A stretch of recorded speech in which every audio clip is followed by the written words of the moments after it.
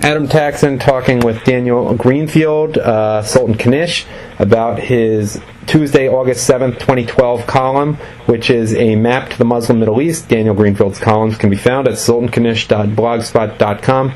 Daniel, a map to the Muslim Middle East. Sounds like the more things change, the more they stay the same over there.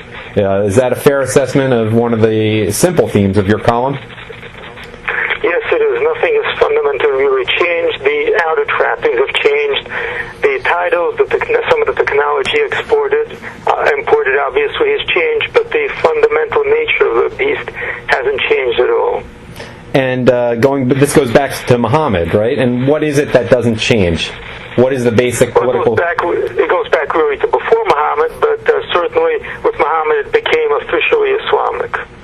What is the underlying political mentality, whether it's a military, tribal, or ideological government, whether it borrows more from fascism or communism or Western democracy? What's the real element of Islamic rule? We're still looking basically at feudalism, and even before feudalism, which means you've got a small amount of powerful families, led by one or two men. These are the people who try to monopolize as many resources as possible. They form economic monopolies.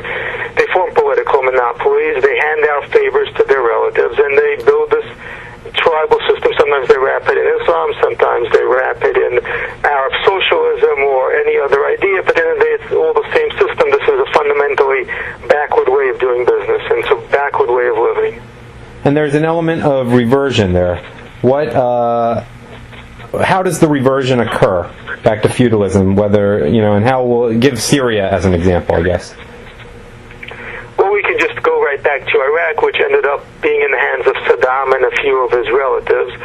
Syria, obviously, again, the Ba'ath Party was supposed to be Arab socialist. It was supposed to be this whole great man theory of history that would elevate the Arab world. Instead, it became the private fiefdom of, in the case of Syria, the Alawites, and in the case of Iraq, it became the private fiefdom of Saddam and a few of his related clans, and of course the Sunnis, because in each case you have a specific group, and there's a concentric circle of outward group alliances, which are basically tribal. So it's the same thing in Iran, where again you have a few powerful families clinging to power. That's really part of what the revolution there is about. It's less about Islam, though it is also about the particular type of Islam, but it's also about these power groups, whether it's the clerics or the Revolutionary Guard.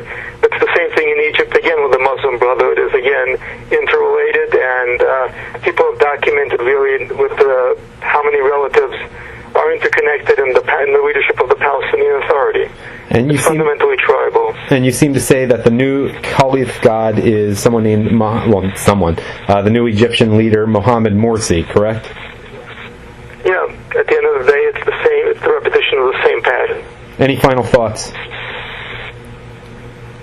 Well, that it's important to look beyond all this nonsense about the Arab Spring and the idea that the Arab world or the Muslim world is on the cusp of some kind of revolution that would transform things, because it's not. It's fundamentally backward. It's 700 to 1,000 years old backward, and it hasn't actually made any progress despite all the talk about Islamic science or Islamic democracy.